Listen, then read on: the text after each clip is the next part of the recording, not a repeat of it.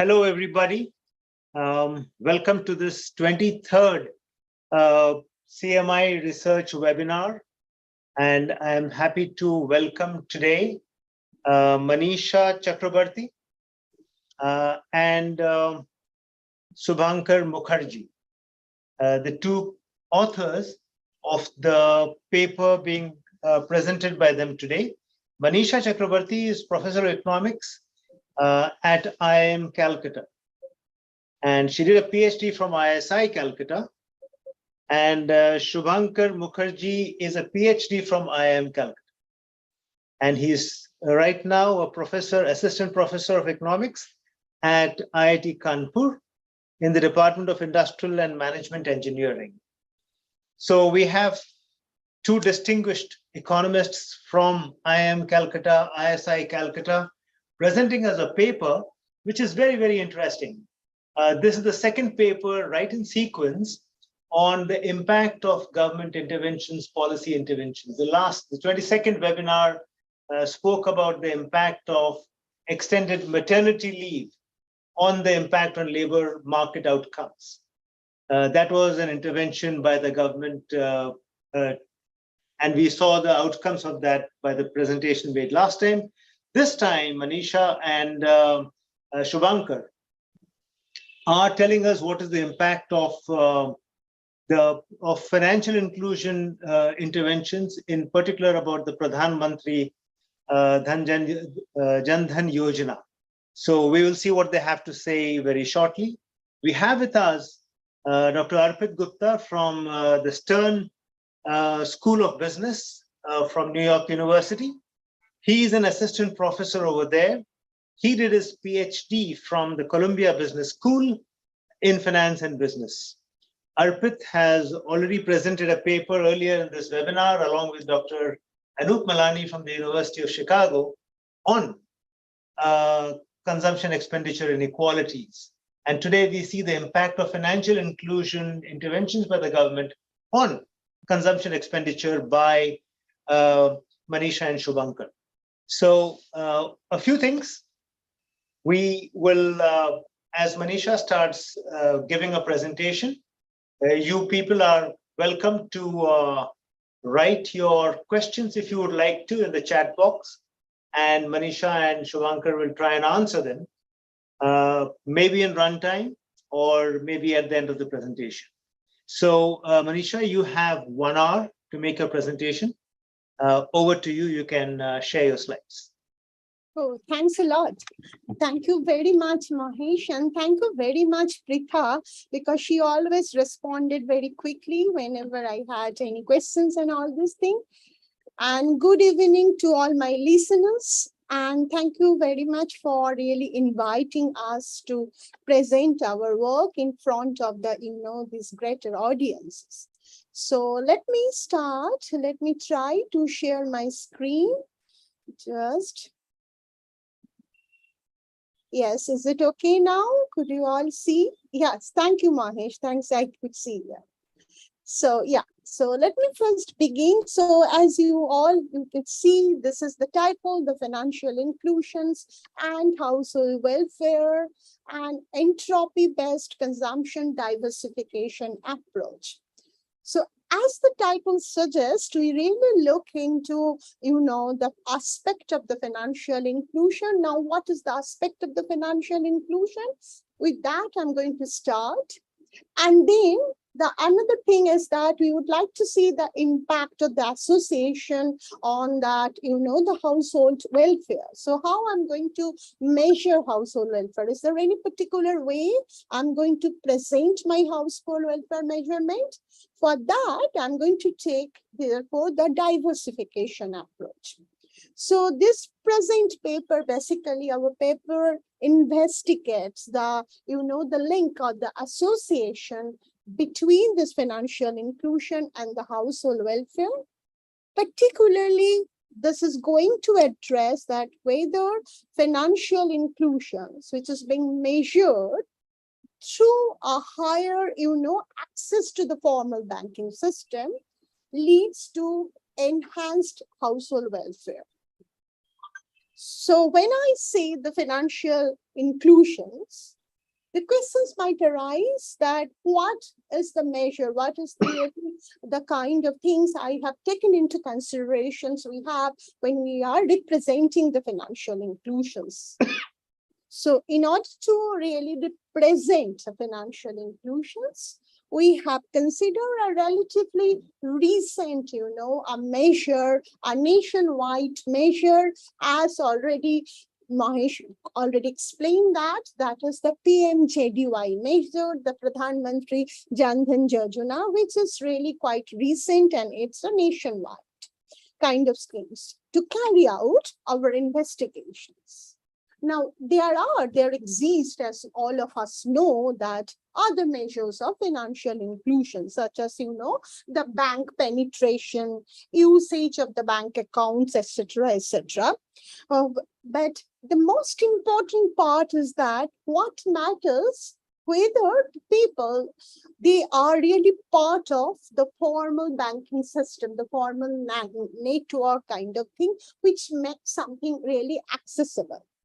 And for that, we consider the PMJDY is really a suitable, it can be very suitable, it fits into the scheme of, the financial inclusion. So that is what I wanted to make it clear when I'm going to start it. Second, when we are going to see the association on household welfare, what really I would like to say regarding the welfare and how we intend to measure household welfare. In recent literature, there is a lot of thrust, on the consumption heterogeneity or the demand heterogeneity.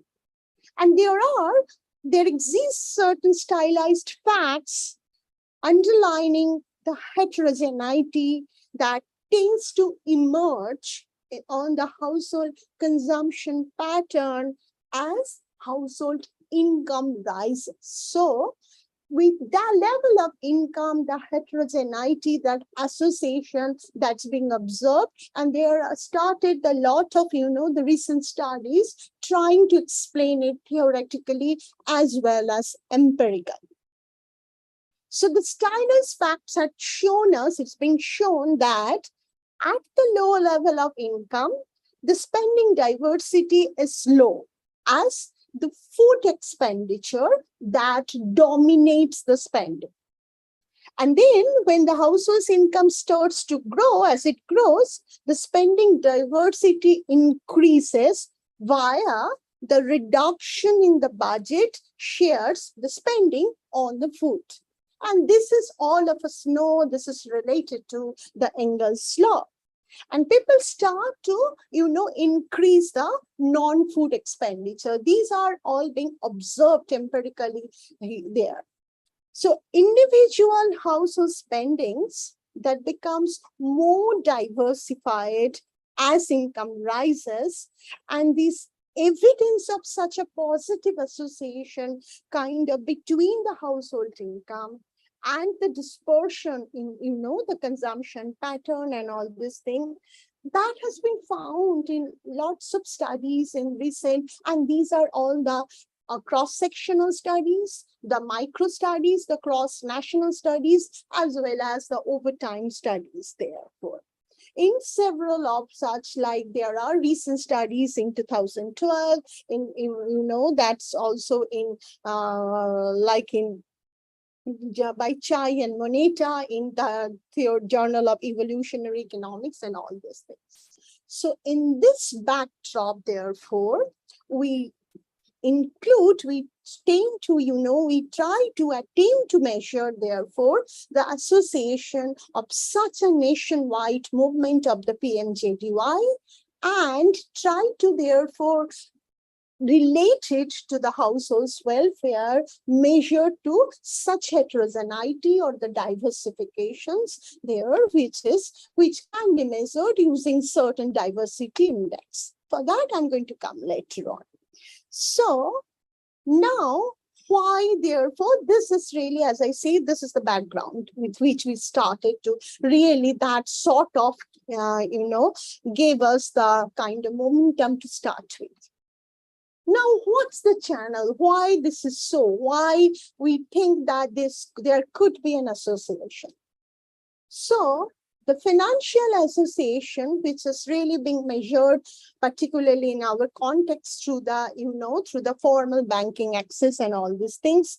So it's measured through that it could lead to, that easier access to savings and the credit facilities. That has been proved, that has been talked about in several studies in the recent literature in Bhardwaj and Suri also. They said that, and they measured that the easier access to the digital banking, to the, that sort of widespread that makes it easy for the savings, for credit facilities and all these things. And that sort of changes, the kind of the production choices and the employment choices, because as Banerjee pointed out in the original paper, also in 1996, and later on in 2004 also, they say that, the occupational choices that depend on, the distribution of the wealth very much.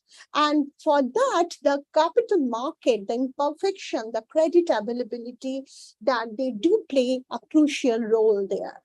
And for that matter, the financial inclusion or access to the facilities, that is really a very crucial ingredient.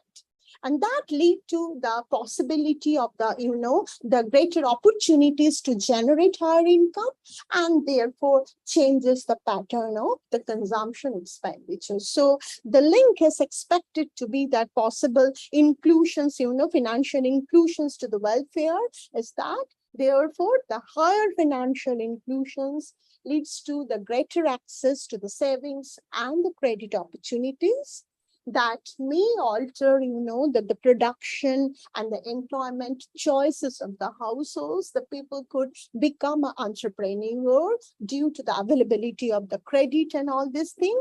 And that may lead to, in turn, the changes in the, the much more affordability in terms of changing in the pattern of the consumption. So this is the line of thinking, the argument we attempted to address and we attempted to explore in our findings there, in our analysis. But while doing so, there are like contrasting evidences also in the literature, and that remains inconclusive in terms of like Bogdas and Pandey in 2005 in their AER paper. They say that the poverty declines basically through the higher deposit mobilization. So the much more access, much more usage, and the credit disbursement. So that is in this way, therefore, improves the level of well-being. But expansions, but on the other hand, the Kocher in his 2011 paper there in the, in that EDCC paper said that the higher expansions, the access to the banking, that could lead to, increase in the inequality because it is limited to the certain sections of the population. So they can only enjoy, not the every sections of the people. And therefore, that may lead to our, increase in the consumption inequality. So in this context, therefore, this gives us enough opportunity or enough challenges, therefore, to address these questions or to study, to examine the association between the financial inclusion and this household welfare in the context of India.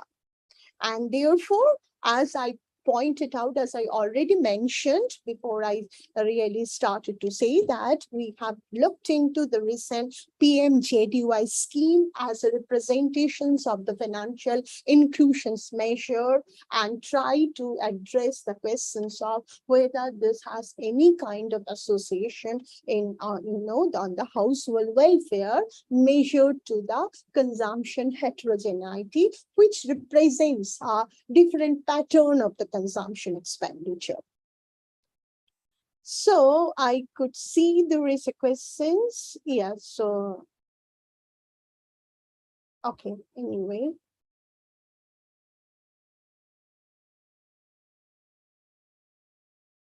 Okay. Yeah. So then,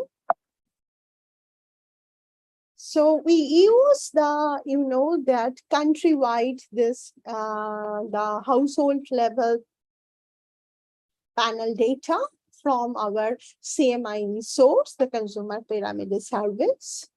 And because this data is available, in a panel format, and therefore we use the panel data estimations method. And as our results suggest, our taste suggests that we therefore go ahead with the fixed effect panel data model.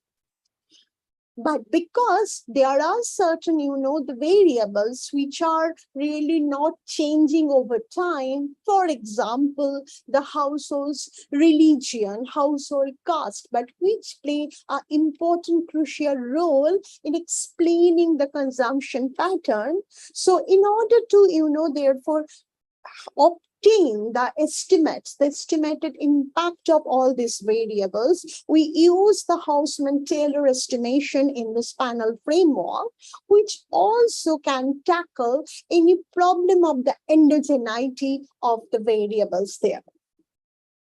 And as I say, to measure the household's level welfare, we use certain kind of consumption diversity, because our welfare is being represented in terms of the heterogeneity in the consumption pattern, which is really can be measured through some diversity index. And for that, we use a Thiel's entropy-based consumption diversity index, which has several advantages over other standard measures there. So therefore, we use this one, and it's being widely used in terms of, measuring the income inequality and all these things. And here we are using it in terms of measuring the consumption diversity and all. So this is really the outline of the data source and the methodology which we have followed.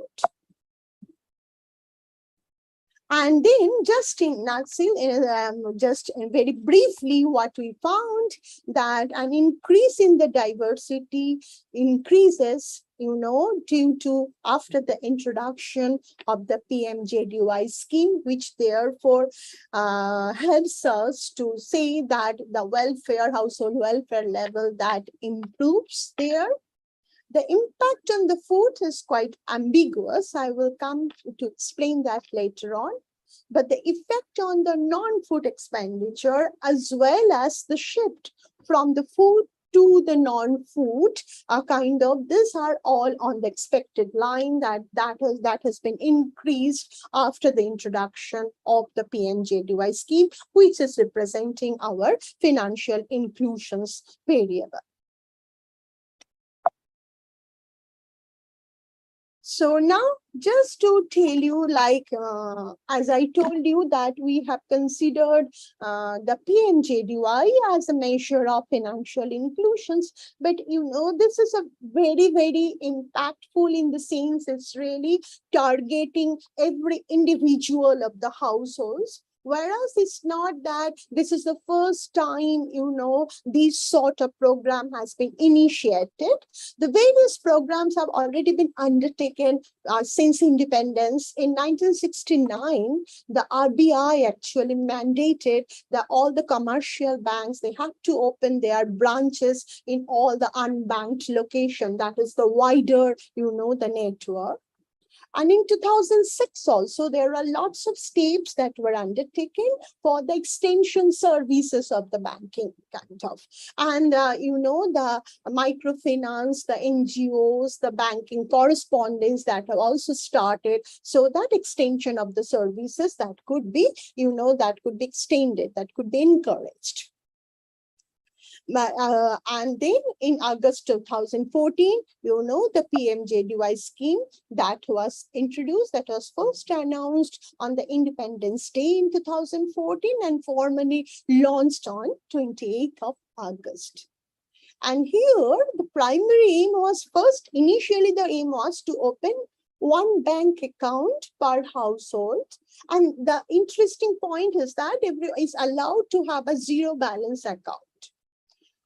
And additionally, an overdraft facilities up to rupees 10,000, the life insurance cover of rupees 30,000, and a debit card with the inbuilt accidental insurance coverage that were also included, that were also being offered there.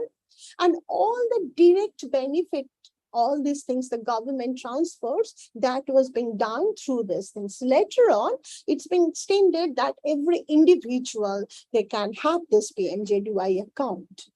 And it's such a, the extensive measure that within the first year of launch is 180 million accounts were opened, and within the first 3 years, 325 million accounts were opened. And now at present, the magnitude is really the enormous, is around approximately 470 million accounts have been opened within this PMJDY, that scheme. So that's why we think that this is really a kind of, background, and this is really a scheme which one can take as a representations of the financial inclusions program. And as I already said, that the data source which we have used is the Consumer Pyramid Index, the CMIE, in short, the survey data, which is really a large representative sample, both for the rural and the urban area. At the households level, as well as the individual level, informations are available. And data are collected for the same households in waves. And one wave spans, 4 months. So therefore, 3 waves with a year. And that sort of create the panel data here. And the data which we use for our purposes, these are on the, not only on the consumptions and the income, but as well as on the demographic compositions, the demographic characteristics of the household, as well as their asset holding, the variables representing the asset positions.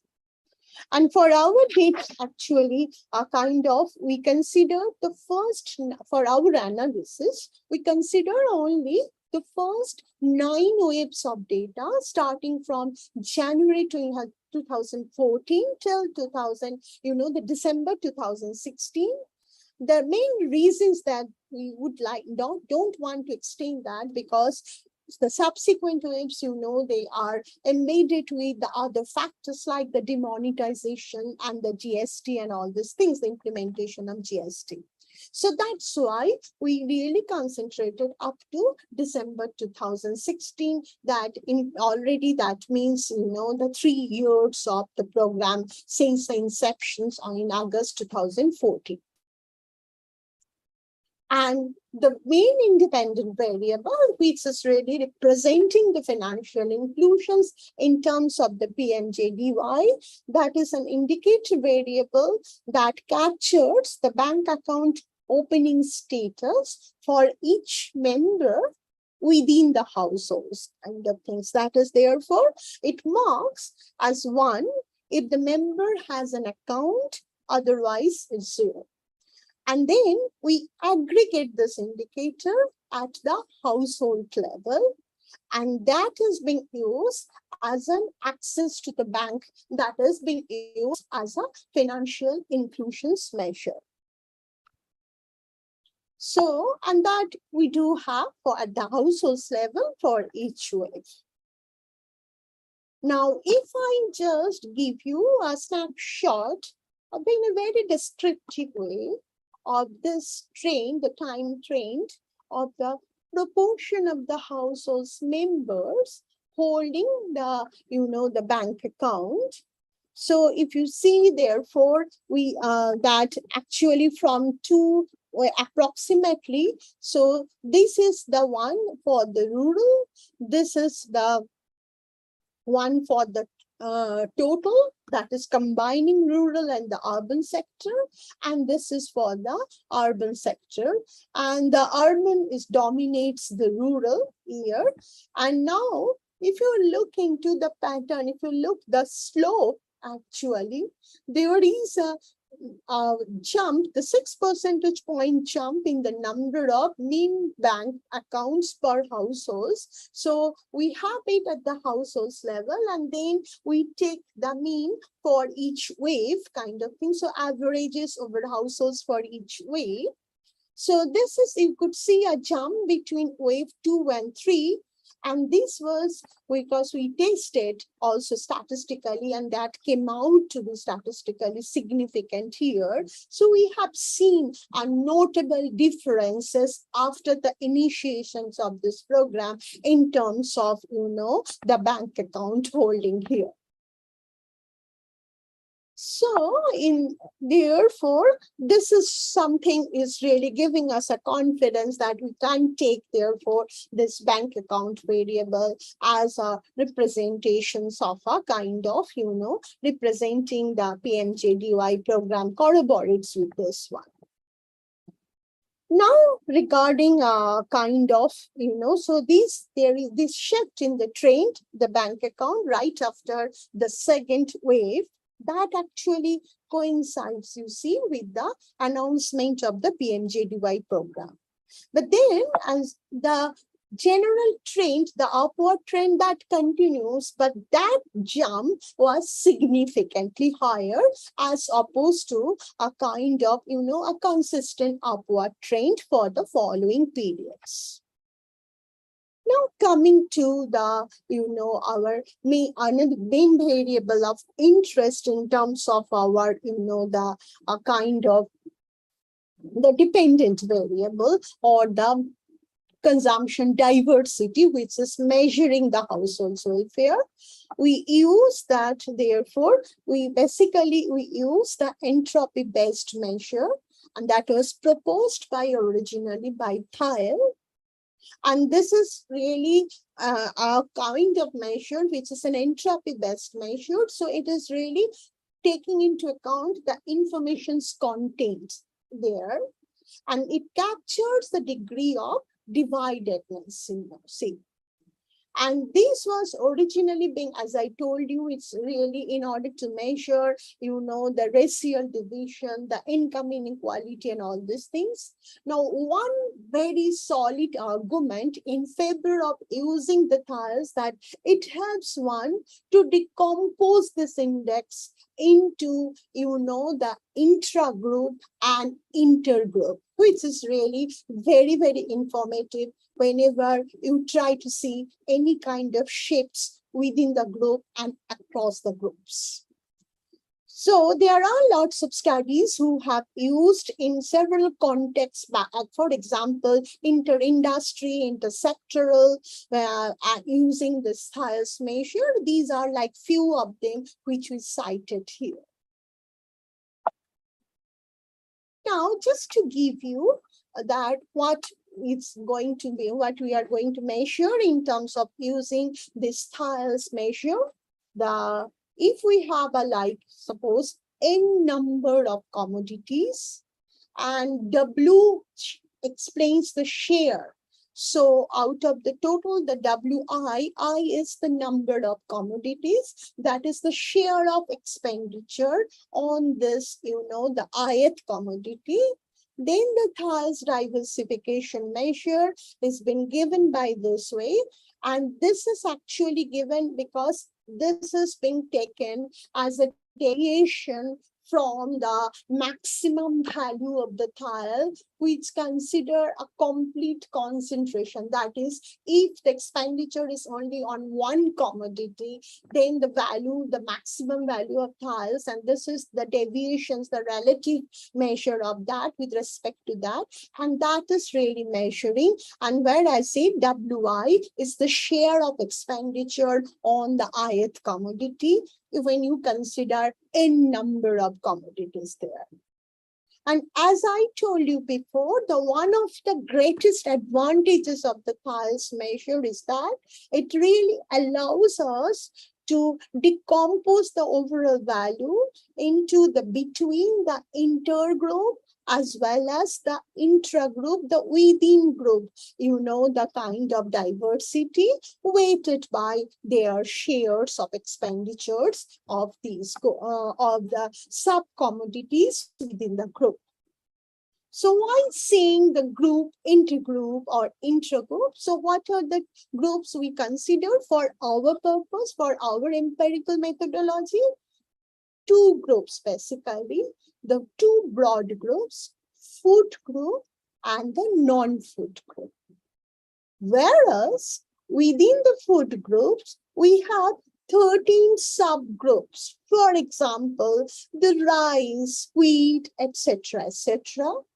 And within the non-food group, we have the 7 subgroups. For example, clothing, footwear, etc., etc. So these are therefore the between group means food and the non-food. And when it is also taking into account measuring the diversity within the group, it is basically measuring the diversity within the food group, that is the spread of the 13 commodities within the food group and the spread across the 9 commodities within the non-food group. Whereas the weights are really the budget share of each of the 13 commodity groups out of the total food budget share on each of the 9 non-food group out of the total non-food group. This is the thing we have. This is the way we have considered this. And then when I started, I said that why do we expect that there could be an association? We actually emphasized on the income channel as demonstrated in several studies, that this really higher access to the banking could really give you the more opportunities for enhancement of the income. And therefore, we would like to hypothesize the link between the financial inclusions and the welfare gain in terms of the diversity through this income channel, by saying that this could improve the employment opportunity and thereby household income, and that could lead to both the increase and the diversification of consumption expenditure, as the stylized facts already gave us the evidences. So accordingly, based on these mechanisms, we could formulate therefore our hypothesis as follows. First, that could lead to diversification within the food, lead to diversification within the non-food group, and it could lead to a shift from the within only food group to the kind of that food and the non-food. So therefore, emphasizing on the compositions of the between group in the overall diversity index.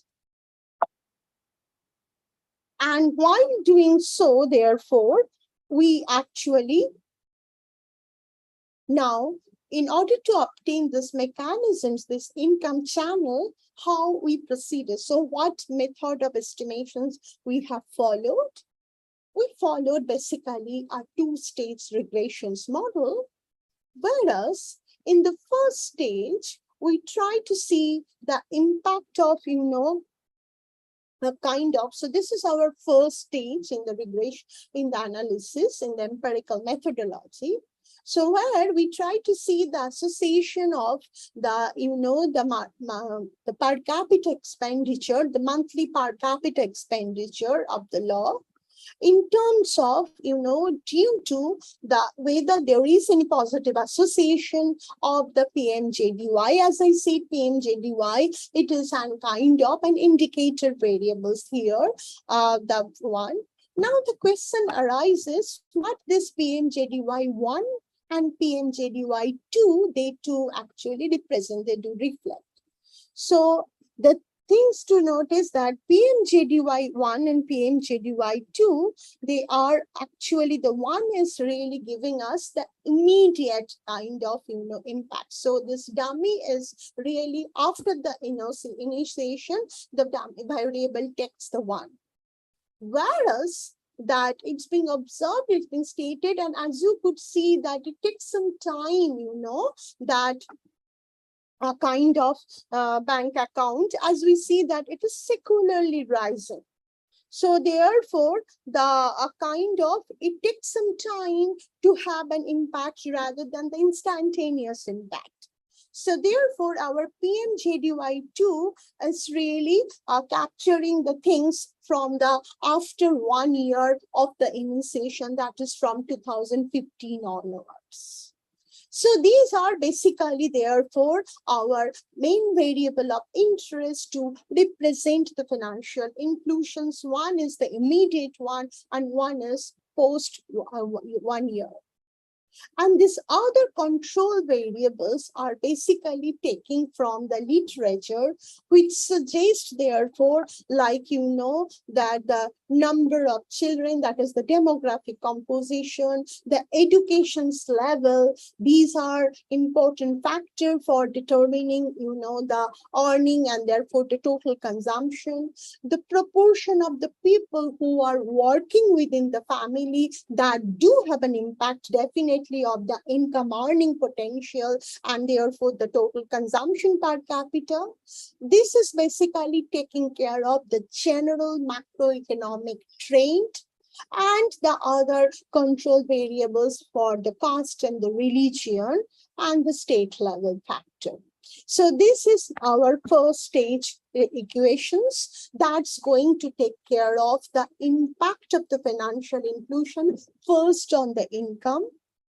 And then we do take the predicted value in the second stage to measure the tile. So this is our tile diversity index kind of things by taking into consideration other control variables. Some of them definitely for the identification strategies, some of them are common, but there are not everything is there.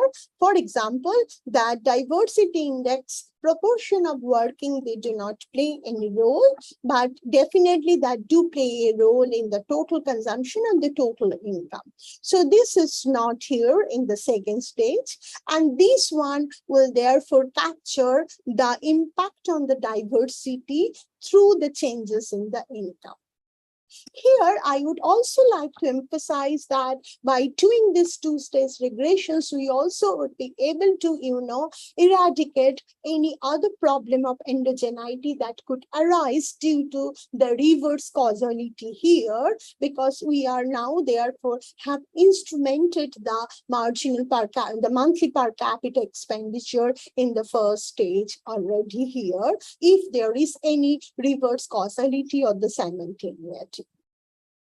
Now, why we run these equations for the 6 sets of regressions? Because we have therefore the between group, we have within food group and within non-food group diversity. So 3 sets.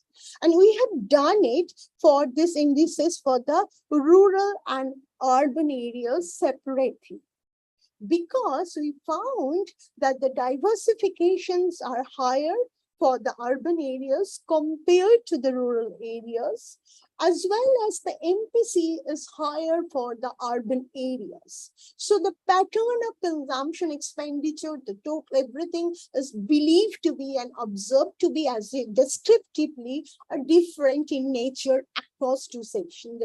That's why we ran the 6 sets of regressions there. So as I already pointed out that, there are like MPC, we have used that constant one using 2012 as the CPI as the base year. That's the latest one available. And then for measuring the assets, because in CMIE, whether you have an asset or not, it's an yes or no type of variable. And there are 19 such categories where this informations are available. So we have actually considered, clubbed all the 19, and we take the simple averages here. And different studies have shown, that the assets, actually the wealth, because it started with the Modigliani life cycle consumption theory, which tells us like the assets that do play a role in the consumption smoothing kind of things. And then following that, there are lots of studies that investigated the wealth effect on the consumption pattern and all. Therefore, we consider asset as another control variable. And then the demographic characteristics, including that, not only the number of children, because they do play a role, particularly in terms of the food pattern of the consumptions, but there are like, the other variables like the ethnicity, the caste, the religion, because of some, the specific type of consumption, they do play an important role also in explaining the consumption pattern. Hence, we consider these also. And the proportion of working members, this is really, is a major determining factor in the income earning. So therefore, this is considered in the first stage equations. So these are our like a background. These are really giving us kind of justifications of including this variable in our, the regressions in our empirical model. So this is, rather than not getting into very detail of this descriptive statistics, as you could see that this is really, as I told you, the urban one is much higher for the NPC rather than the rural one. So, and there are like the, in terms of the other variables, not very much, but the per capita food expenditure and the non-food expenditures, these are also the important, the differences across the two regions, and therefore we conduct our analysis separately for the two regions. Now, the question arises also that is that the financial inclusion variable affects only through the income channel, or there are separate and independent impact also through other plausible channels? In order to investigate that, therefore, that we also take into consideration the another regression equation, another equations there, where we take the first stage, the predicted value of MPC, as well as we include the separate independent impact of the immediate impact of the PMJDY and the 1 year post impact of the PMJDY here. And if the beta 1 and beta 2 are significantly different from 0 and in positive direction, that should indicate there is a presence of, a kind of separate channels. So now the thing is that while doing so, we tested for the IID and the assumptions, and it turns out to be that our errors are heteroscedastic by following the Walter statistics. So we use, a kind of the robust standard error.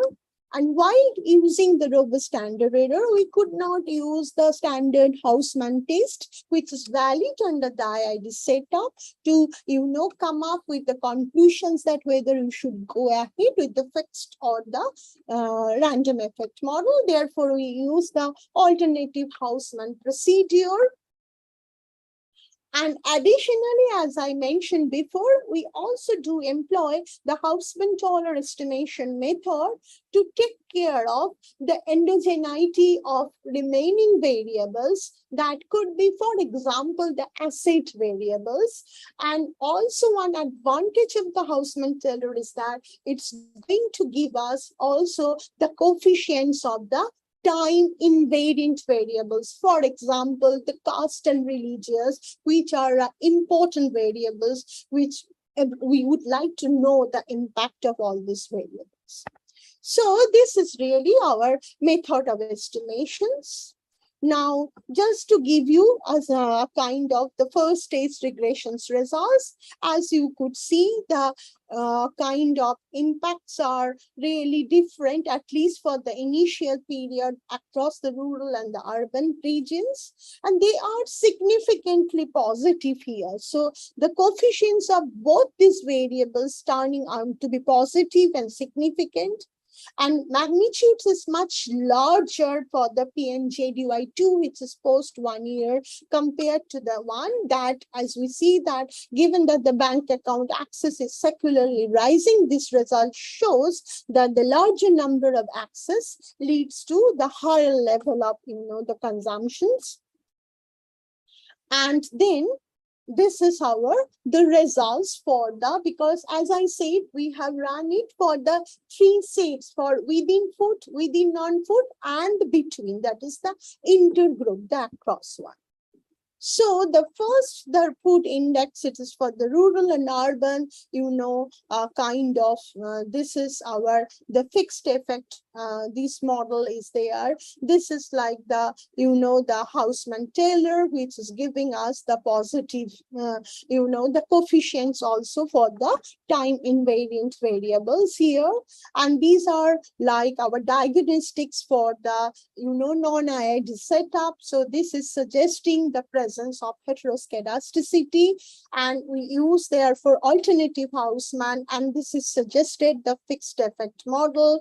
And this is what these are the number of households, that is our number of the observations, not the into the time, just the cross-sectional units here. So MPC, as you could see, kind of has a positive and the significant impact on the food diversifications here. Given that that average diversification, when we actually had done it, we have done the diversification across wave, we have calculated, we found that the average diversification before the PMJDY, that is first 2 waves kind of thing, it was just 2.045 just before the start of the program. So this coefficient therefore implies a 10% increase kind of things due to the financial inclusion which is embedded in this predicted log MPC.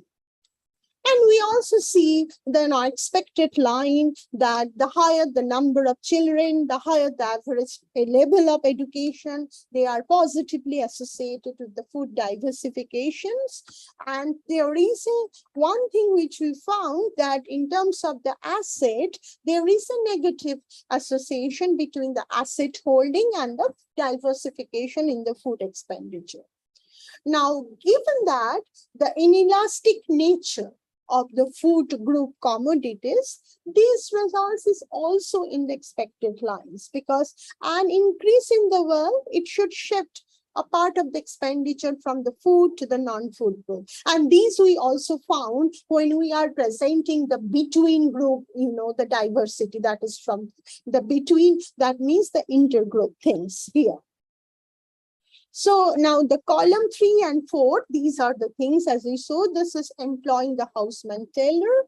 So because these could really possibly help us to tackle that endogeneity of the other variables, because MPC we already have tackled, for example, the assets kind of things. But as you could see, the values are very close to, therefore there is not any kind of endogeneity here, but the estimation method helps us at least to get an coefficients of these, the time invariant variables, which are caste and religious in nature, which are purely exogenous because of their definitions of these variables.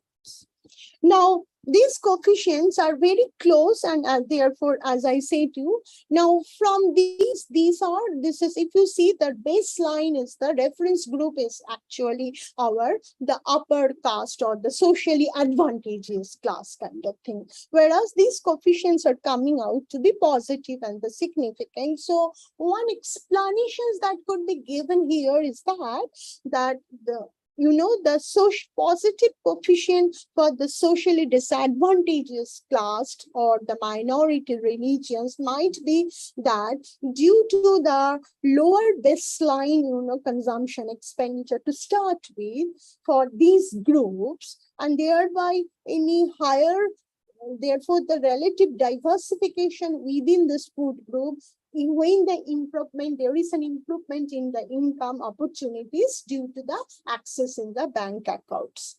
And actually, these coefficients have turned out to be negative when we looked into the intergroup, that is the between group diversity index. So that sort of tells us that within the group, the socially disadvantaged, maybe they are able to increase little bit of diversity, but they are not able to move across the groups because of the negative coefficient which we found when we are doing this for the between group kind of things. Column, the last two columns shows the results from the second stage. That is, when if we take separately, independently, the additional income besides the income channel, the impact of the PMJDY1, that is the immediate impact, and the post 1 year impact here. And this is like the negative here, and this is the positive for this one for the food group here. So even though we have hypothesized that the food diversity that will increase over time, we see a decrease in the over time actually. Even we have seen that when we have done the descriptive statistics of the food diversity index across with, we have seen a general trend of declining it with a sudden jump and aversion in the wave 6, which is incorporated in PMJDY2 variable. So we say, therefore, the positive impact in case of a food of the post 1 year, this is like an kind of, the aversion because of the sudden jump from wave 5 to wave 6. Otherwise, it is decreasing over time. So not only the average expenditure on food decreasing over time due to the general improvement of the household's level, but the diversity also has decreased over time, which we have seen in our descriptive statistics also. Now, also another thing which we would like to point out here, you could consider it as a limitations, or you could consider it like our, the kind of explanations is that we may not be available, a kind of, able to capture a positive shift in the diversification due to our data limitations. So what sort of limitations? Because we have a data like the 13 groups, these are very broad sub-items. We do not have the items at a very detailed micro-granular level. And therefore, a shift from one type of detailed item to another type may not be accurate. Also, we do not have any information on the quality of the food items consumed. We do not have that information. But to explore the channel, we actually examined, the income elasticity of some of the food subgroup food items. For example, and then some goods came out to be higher income elasticity. For example, the non-veg goods, the packaged goods. And we observed clearly an increase in the expenditure share within the food group of this higher income elastic. So we are saying, therefore, it may be that there is the number of items to be spreaded that has not increased, therefore food diversity not increased, but it could be that actually the people have shifted from the, the lower quality good to the higher quality good.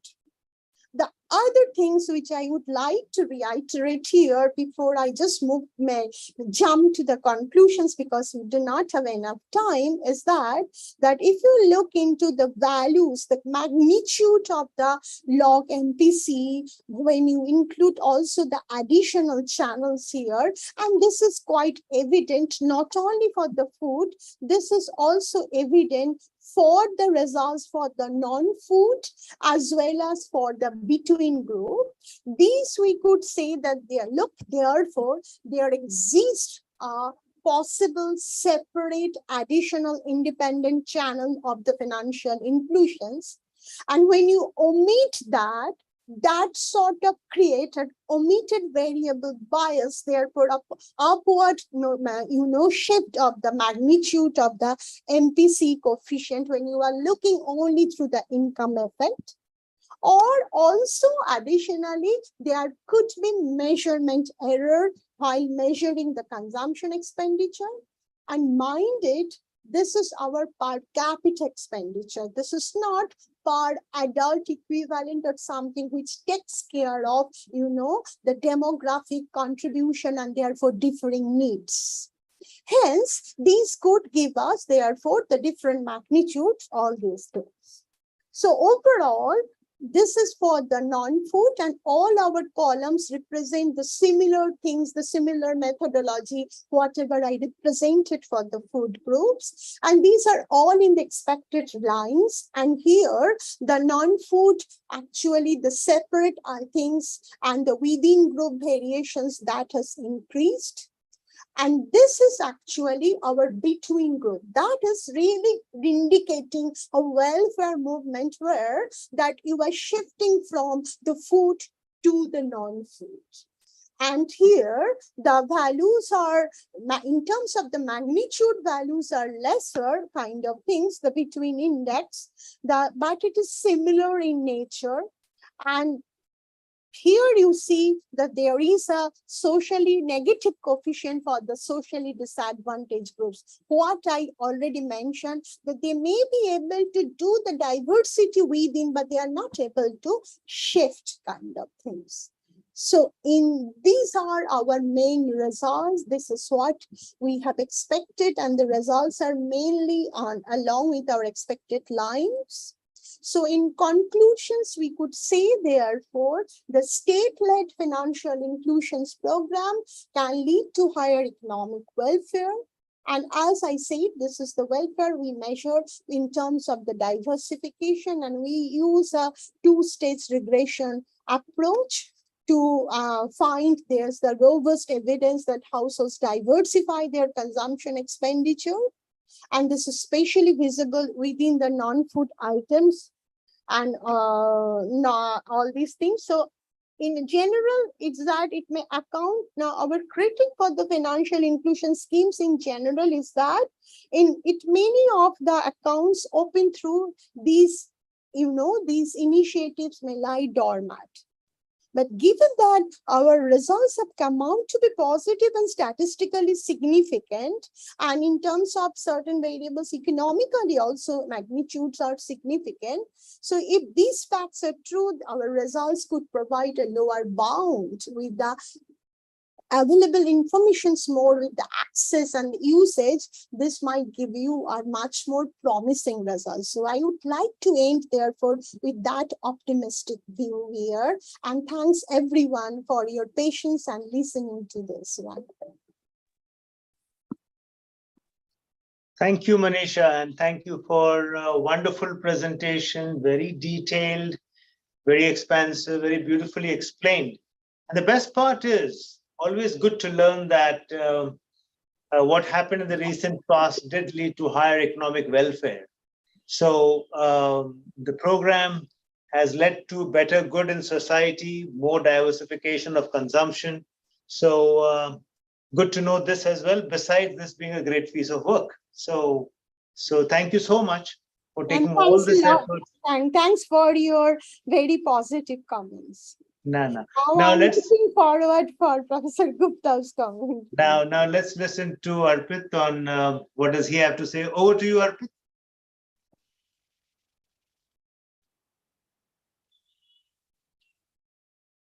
Manisha, you can stop sharing your screen. Yeah.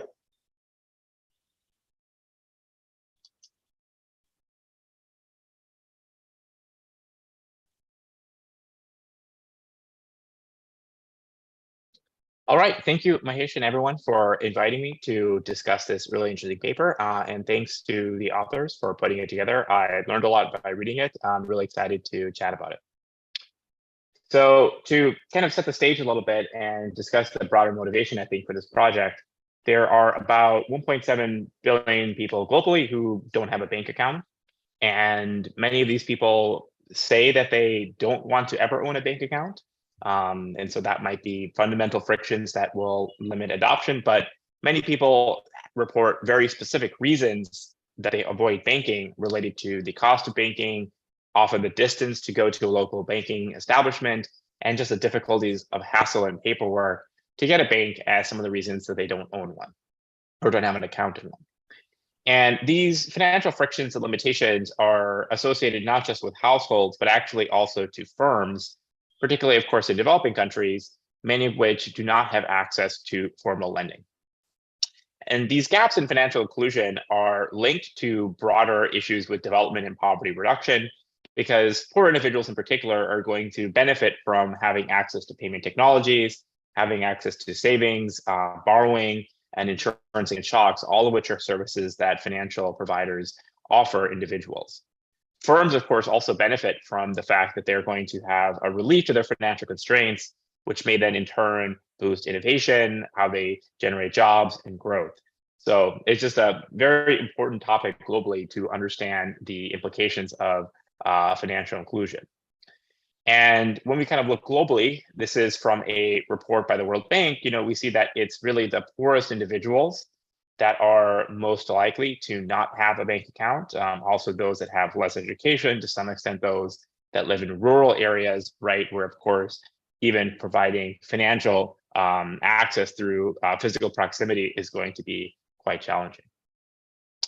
And when you look at India, so this is kind of taken as of 2014, prior to some of the programs we're going to talk about. India was, in global, in the global sense, sort of on the lower end of financial inclusion, right? Of course, it's going to be lower than developed countries like the US and Europe, but it's even lower than many emerging countries like China or Thailand or even Sri Lanka, right? Or Brazil or some of these other countries. So you can see that India was kind of lagging behind some of these financial inclusion measures. And that was sort of the motivation for the PMJDY scheme, right? So it was kind of announced in August of 2014, launched in that month, and was effectively the world's largest financial inclusion program, with the objective of trying to provide banking services to, banking services to all unbanked Indian households. And it provided a few different things. So it gave access to a savings account, that then provided withdrawal services through debit cards. That also generally comes with access to mobile banking. And these banking services are going to include overdraft facilities if you withdraw too much, as well as certain insurance benefits tied both to the bank as well as to the debit card.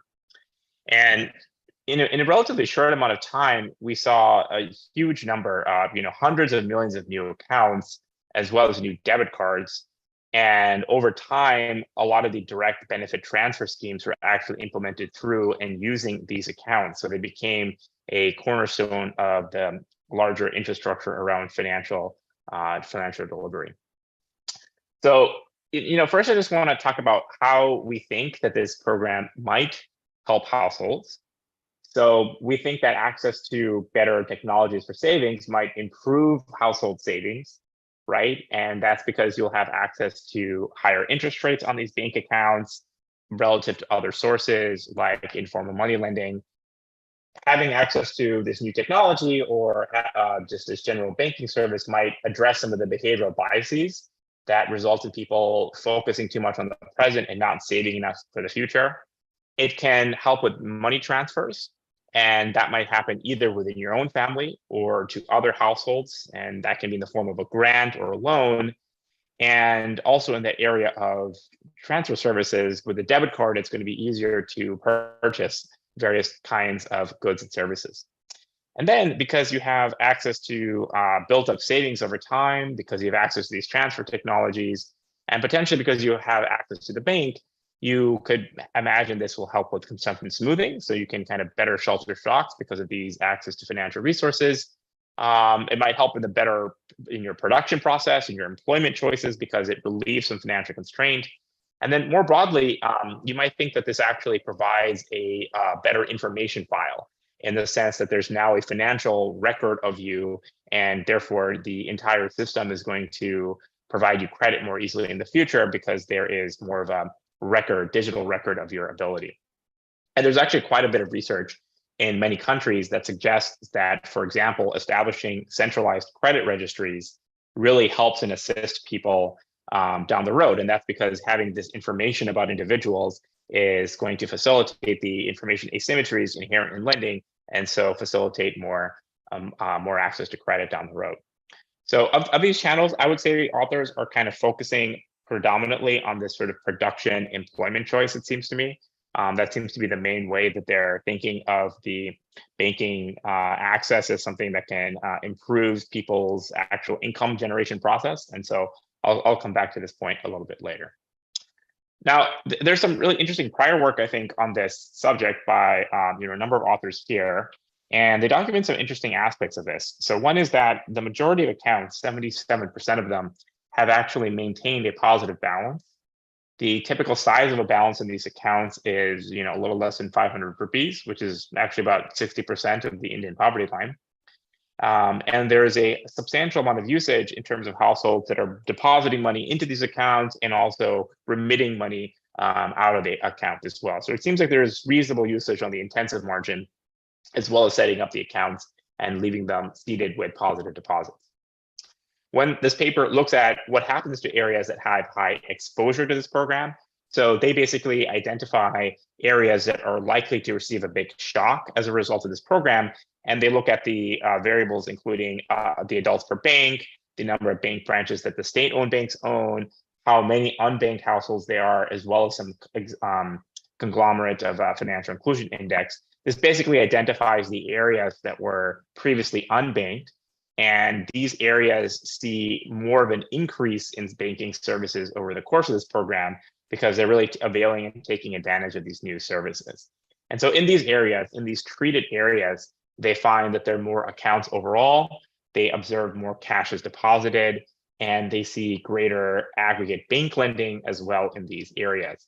So indicating that this has kind of more aggregate implications. They also observe increases in savings, people substituting away from informal lending, and also better smoothing against these different shocks. So just speaking to some of the different mechanisms that seem to be at work in areas that have more of this program. Now, that paper didn't actually find much in the way of GDP impact, but they also looked pretty soon after the pulses. They didn't have a super long follow-up. You can see this is already written in 2017. And so I think the broader economic consequences of this program are not fully understood in terms of the GDP, productivity, and so forth. So what does this paper do? It's going to use CMIE data to study the shock. They look at data from 2014 to 2016. After this time period, it gets complicated because you have demonetization in GST. They do pretty standard things, keeping the main states in the data, dropping observations with any missing or invalid variables, and produce a balanced panel, looking at households that are going to be present in each wave, which generates a sample of about 50,000 households. They're going to look at urban and rural households separately, and then look at what's kind of happening here. So this is kind of one of their first findings, and I thought this was actually very interesting because what they're doing is on the right panel here, they're showing the different waves in the data and the fraction of households that report a bank account. Now, one limitation of the CPHS data, in my experience, is that it doesn't have maybe as much information as we would like on the contents of the bank account. So we don't necessarily have a great sense for the intensive use or the amount of deposits or the assets necessarily, but there's at least a pretty good sense of the total amount of bank accounts here, right? And you observe this big discontinuous wave right between between waves 2 and 3, and this is kind of growing over time. So by the end of this sample period, by the wave, the last wave, we have about Overall, about 80% of households actually do have a bank account. So it's a pretty substantial shift compared to before. And if you trace that with the administrative data on the left, you see that lines up with how there was a large increase in bank accounts open under the scheme, according to administrative data. So that sort of seems to line up. A lot of bank accounts were open, and we observed a lot of households have a bank account. It does seem like there's a lot of a trend going into this. So even between waves 1 and 2, there is some background increase in bank accounts. So in the counterfactual, without this program, we probably would have expected to see some degree of financial inclusion, but the discontinuous jump makes it more likely that the program had effects above and beyond what a linear trend line, for example, would have suggested. Okay, and so what is this paper going to do? It's going to try to understand the implications of the program, and it's going to adopt this entropy-based measure of household welfare, where the way we're going to measure entropy is basically based on some degree of dispersion of consumption across categories, right? And the idea is that you're going to have the minimum amount of entropy here when there's only one category that's consumed based on the household weights here, these WIs. You can have the maximum entropy when you actually are consuming the same amount of consumption, the same share across each of the categories. The reason we're going to do this is because that's going to allow for the decomposition of this entropy into what's happening within group, so kind of within food consumption or within non-food consumption, and how much is happening between the groups, comparing across food and non-food. So here's kind of one of the first results that was discussed. It's the impact of these schemes. So looking at the different waves, so this first one is going to refer to the first wave, and then the second one is going to refer to the later on wave, where we're just looking at the impact of these kind of time periods on the per capita consumption. And so this kind of seems to go up. It sort of goes up in both rural and urban areas, and sort of suggests that there is this increase in consumption as a response. And then we're going to get to this kind of diversification question. And with food, we see it's a little bit of a mixed bag, right? So this, again, the second wave is the 1 year after the launch is the sixth wave. So that one is going to kind of increase the within food expenditure. So this is from a regression, right? It's controlling for the total expenditure, but you see there's a little bit of a decrease actually in that first wave initially. And this, I think, I thought this is actually a really interesting point by itself. And what I would do is connect this to prior work by Deaton and Dries, where what they actually point out is the following. So, their 2009 paper in EPW, where on the left here, they're showing the calories that are consumed for both rural and urban areas over time. And you see that from 1983 to 2004 or 5, there was actually a decrease in kind of calorie consumption. And then, so this is a little bit of a puzzle and surprise, right? Why don't we see more calorie consumption in India over time? They discuss a variety of reasons this can be happening. For example, there might be decreased physical endurance, things. People might be moving away from strenuous occupations to less strenuous occupations to have less calorie demand and so forth.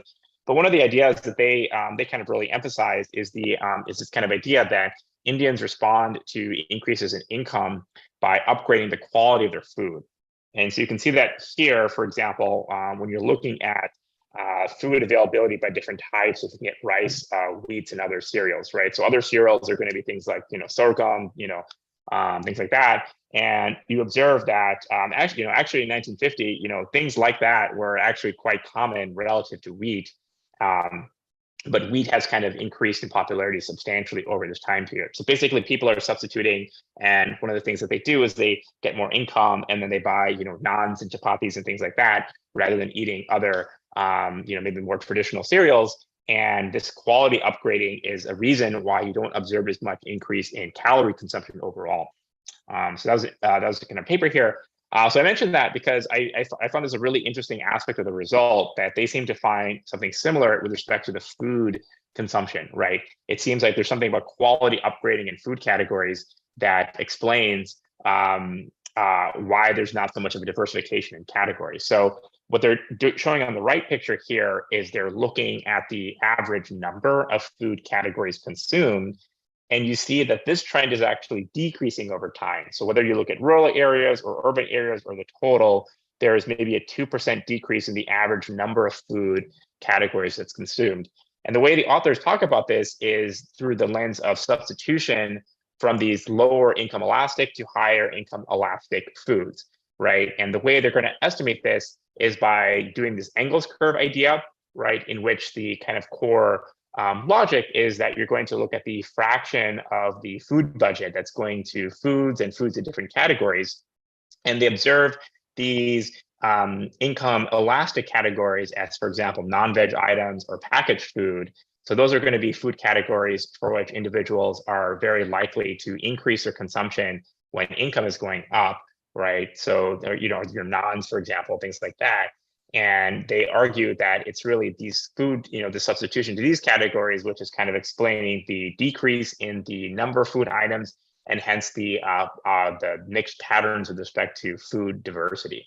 So I actually found this a very interesting argument by itself. It's not something that I was aware of that could be tested even using the APHS data. And so I thought this was a really interesting analysis and part of the paper. So then they're going to also look at non-food diversification, right? And so there are kind of two variables here. So they're looking both within the non-food category. They're finding that these different waves of the periods when you have the expansion of banking services over time is associated with increases in the diversification of consumption, and that's happening in both periods. And there's also kind of this shift between food and non-food kind of consumption that seems to be happening here as well. So that's the results kind of in the middle, and as well as the results on the right are kind of consistent with this broader diversification argument, which I think is sort of overall consistent with the idea that welfare is sort of improving for these households. There's more diversification of consumption categories that are happening in tandem with the expansion in banking services. So yeah, so overall, I really like the paper, and I have three main comments for how to kind of think about it. Of course, this is a published paper, so the authors have already kind of done a lot of work here. So think of this as maybe things to consider for further work down the road if that's on your agenda, or for someone else to take up and maybe play around with. So the first thing I would suggest is that the data, I think, allow for a little bit more precise tests of some of the kind of mechanisms that are going on here, right? And that one test that I have in mind is to compare households that have always had bank accounts and think of those as control groups, because these are people that are not going to be at least directly impacted by financial inclusion because they were already financially included. And these households that have received bank accounts for the first time, right, as your treatment group. These are going to be people that are going to receive new bank accounts as a consequence of the program, right? Again, that kind of mirrors how that previous paper I talked about, the one by Agarwal and Saru and Piskorsky, et cetera, how that paper kind of defined control and treatment. They did so at a district level, but I think the data granularity here can enable this kind of person by person or household by household comparison by identifying these treated individuals as those that are kind of going to receive these bank accounts for the first time. There are two ways to do it, actually. One way of doing it would be the intent to treat specification, I think, where you just identify anyone that doesn't have a bank account and you say, okay, they're susceptible to the program, and you trace their outcomes over time. And the other one is going to just focus on people that explicitly get a bank account for the first time and call them directly treated by the program. And I think what you can do is basically just look at how these outcomes, including consumption, diversity of consumption, et cetera, how those outcomes vary for treatment and control groups separately. I think the value of this test is going to allow you to control for other background trends that might be going on here, right? So just looking at this over time, there might be other things that are happening. Of course, like this is again before demonetization and GST, but maybe there are other trends that are happening. And so looking to see whether the effects appear to be concentrated among the households that are actually receiving bank accounts or as susceptible to receiving bank accounts because they're unbanked and so they're a target for the program, would I think allow you to estimate the treatment effects more precisely, because you're focusing on the specific impact of the program as opposed to just the time series aspect. The second comment gets back to the mechanism. And as I kind of alluded to earlier, the way I at least kind of think about the kind of banking expansion here, there seems to be a lot of different mechanisms that might be at play when it comes to how financial inclusion could potentially help households, right? There's the savings technology, there's the better smoothing against shocks, there's these transfers across households. And so all of these may be at play when thinking about what's driving the results.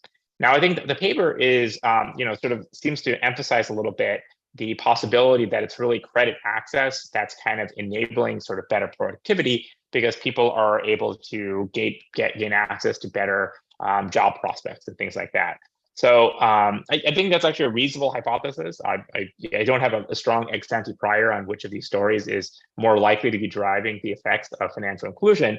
But I would just suggest that I think that there are some natural tests in the CPHS data which can enable a better analysis of these hypotheses, right? So I would urge you to kind of see whether the income data in CPHS, the kind of reported data there, can explain the changes in consumption diversification. So how would you do that? Well, one simple way of doing it is to basically regress financial inclusion on income, right? So you can use just the wave measure. You can use the more granular, did you have a bank account? Did you not have a bank account? Regressed on income. That will tell you how much of financial inclusion is driving income. And then you see whether the predicted increases in income that are stemming from the financial inclusion are themselves driving these measures of consumption diversification examined in the paper. So I think this kind of model I'm proposing here would just kind of substitute income in rather than some of the other measures that you're kind of currently using in the two-stage regression model, in order to analyze whether the channel of income appears to be associated with the consumption diversification, as opposed to other channels that don't require households to actually have more income, but it's more about reallocation of existing resources, right? So that would be kind of one way of doing it, I think. And then the last comment I have is to think about whether these changes in consumption actually drive other effects, right? So I think it'd be really helpful to know sort of which consumption categories are sort of seeing these diversified increases, and then to connect that to what's kind of happening more broadly in the economy. So, the way I kind of think about it is like financial inclusion should also have very large implications for firms, right? We saw from the other paper I mentioned that there's increases in lending that happen as a consequence. There's more retail sales, as this paper talks about. You see that in terms of the increases in consumption. You see that in terms of the increases in the diversity of consumption. And my question is, does this then drive the income potential in different areas? And the mechanism or the story that I have in mind is that, well, if I have an area where people are spending more, or they're spending in more diversified areas, well, that should be a positive shock to firms operating in those areas because they're experiencing more retail sales and so on and so forth. And so that should then drive the growth of firms catering to those newly available categories of consumption. And so I'd be really curious if you could look at that in the CPHS data to basically, again, use some data that's available in terms of occupation and income to see whether people that are specialized in providing goods and services that happen to be in higher demand post this banking expansion are really seeing increases. So again, the story I have in mind is that you have this banking expansion, you have these increases in consumption categories that might be specific in certain areas, right? So imagine that, like, for example, TVs happen to be a consumption category that really grew after this program, right? So that meant that households have more diversified consumption because they're having more TVs in their consumption basket. Afterwards, that's really a good category they're buying, right? You could also imagine trying to do some more disciplined focus on which consumption category do you expect to see increasing, following that same Engels curve analysis that the authors did for food. So just to be specific about that, what I'm suggesting is that you can look at which of the consumption categories have high income elasticities, just like how you looked at how certain food categories have high income elasticities, to try to understand when households have more income, what consumption categories are they going out and buying more as a consequence, right? So suppose that those are categories like TVs. So if that's the case, then it should be, it should follow that if I'm a retailer and I sell TVs, then I should experience an increase in my own sales, right? So if you're able to identify, maybe it might be hard to identify TV sellers specifically, but if you, to the extent you can identify any occupational groups or categories that you think are going to experience a positive shock after the results of the program because of increased demand for the goods and services they're providing, you expect that to be a kind of spillover that then impacts these firms. And so and broadly, I would say that while the impacts of financial inclusion are often studied from a household finance standpoint, I think they also have large implications for how firms and businesses operate, because ultimately getting consumers to spend more and increase their consumption and have better technologies for savings and transfers and so on and so forth, all these things should ultimately impact how businesses operate and the sales that they earn in ways that then ripple back and therefore affect households as well. Okay, so let me just kind of conclude here. I thought this was a really interesting paper.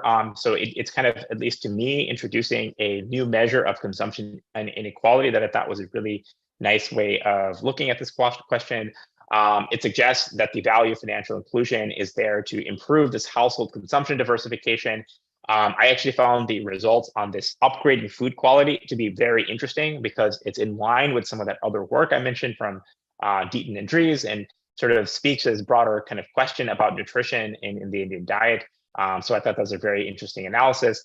And for maybe future work, since by the authors or someone else, I think it would be really interesting to understand better some of the mechanisms and consequences of these shifts in financial inclusion. All right, so thank you very much, and look forward to hearing the thoughts from the authors, as well as to many more CPHS seminars in the months and years to come.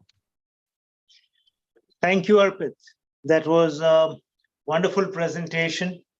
You gave us a little more expanded view on the subject, and you have 3 very specific comments, suggestions, which maybe the authors, although the paper is already published, or maybe others, as you said, could work upon. But I found those comments really interesting. But I will leave it to Manisha and Subhankar to respond to you first.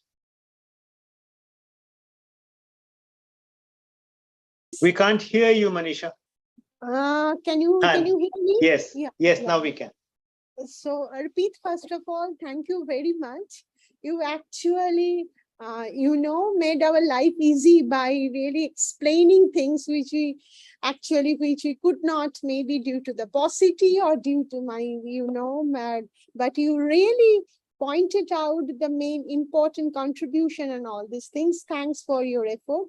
And at the same time, I really am very, very grateful for your comments and for the kind of extensions and in the directions which you have provided.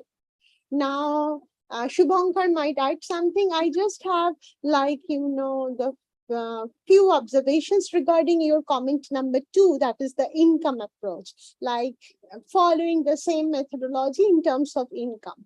Now, with regard to income, there are, as I know already, that there are some few, the limitations, because income data do have lots of measurement error problems because of, the sampling error and all these things. This is the reasons, though we know in the CPHS data, we have the informations on the income and also from different sources of income, we avoided that.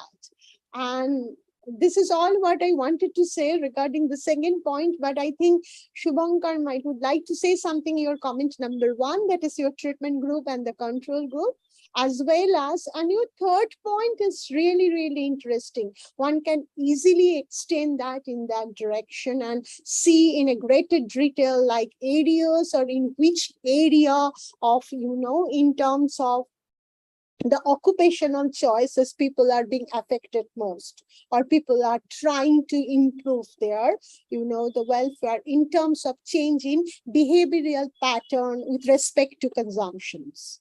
Yeah, Subhankar, over to you. Yeah, thanks, Manisha. Yeah, thanks a bit for the wonderful comments. I just hope that I'm audible properly. Yeah, okay. So your first comment was talking about employing some causal inference method. And to be honest, I'm not audible? No, it's a little low. If you could really, yeah. Okay. I'll speak a little louder. I don't know. There is yeah.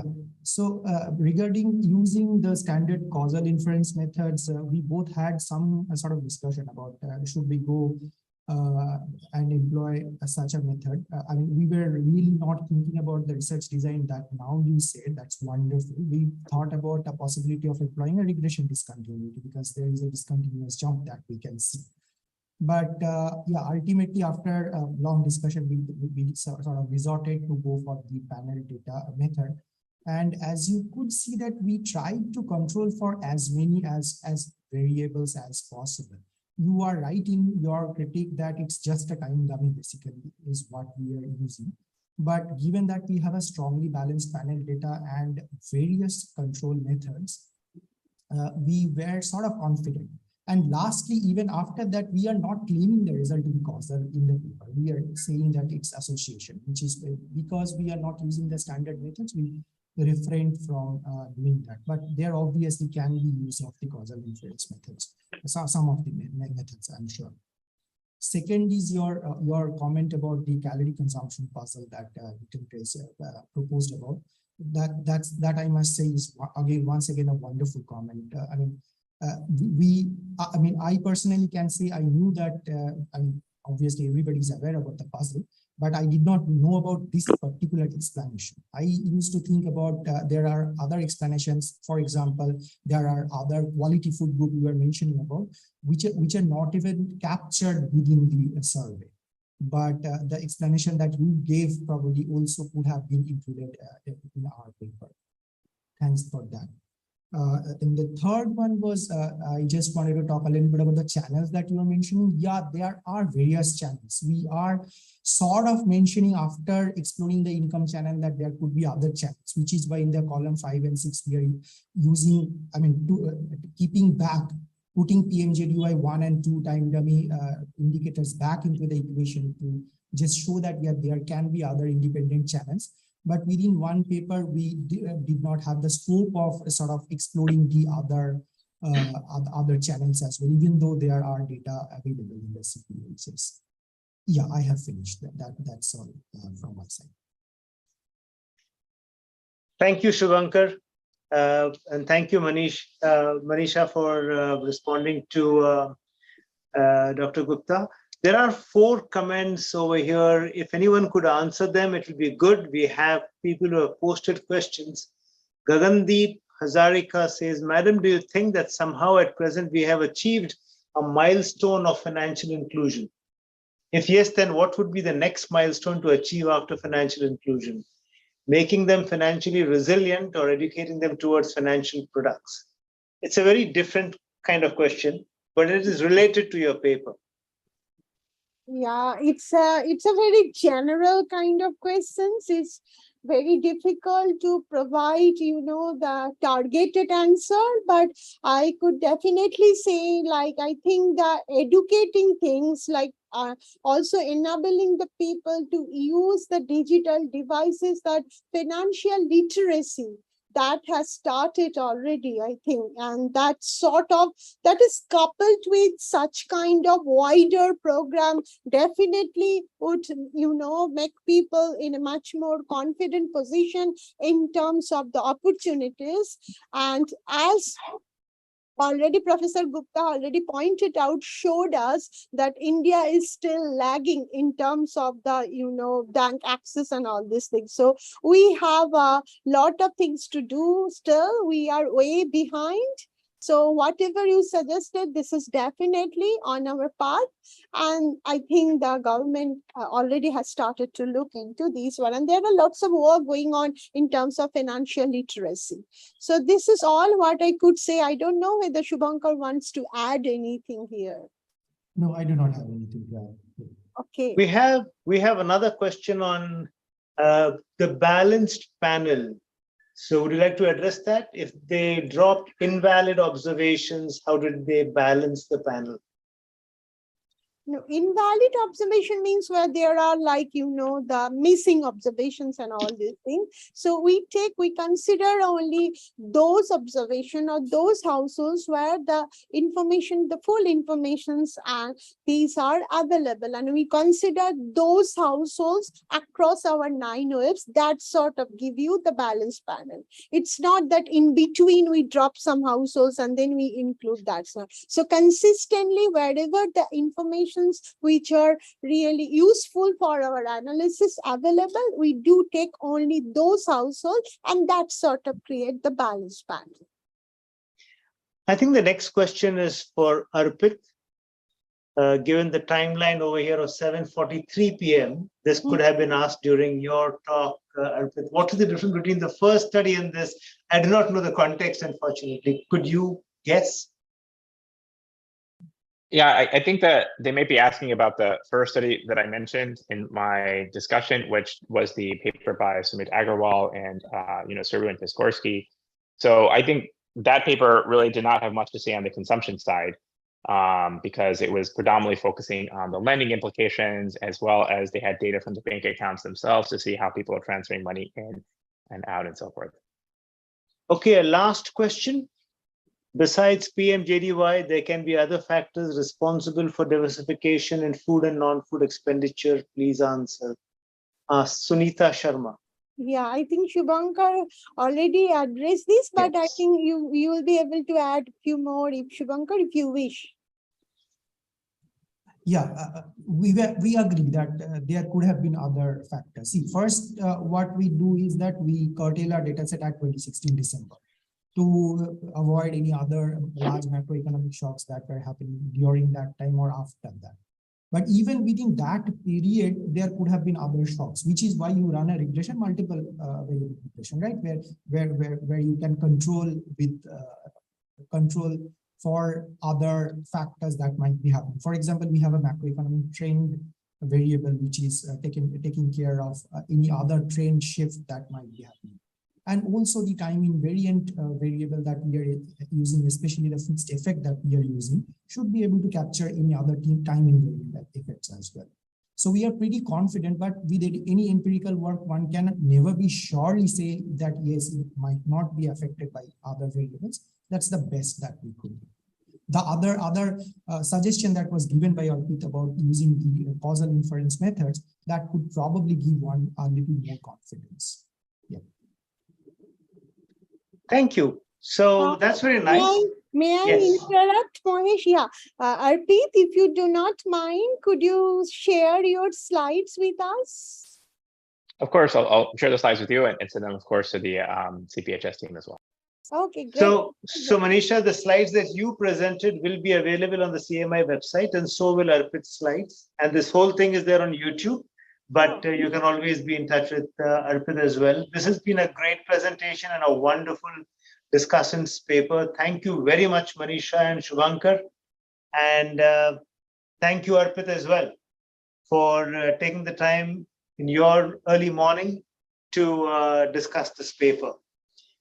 Before we sign off, Preeta would like to invite all of you, and we are very happy to invite all of you to the next webinar, which is Does Co-Residence with Parents-in-Law Reduce Women's Employment in India? By Rajshri Jayaraman and Bisma Khan, and to be discussed by Ashwini Deshpande. I think this will be an interesting paper. I strongly recommend all of you to come join us and listen to this one as well and participate as well. Till then, thank you very much. Have a good evening and a very good day, Arpit, and everybody else in the world. Bye.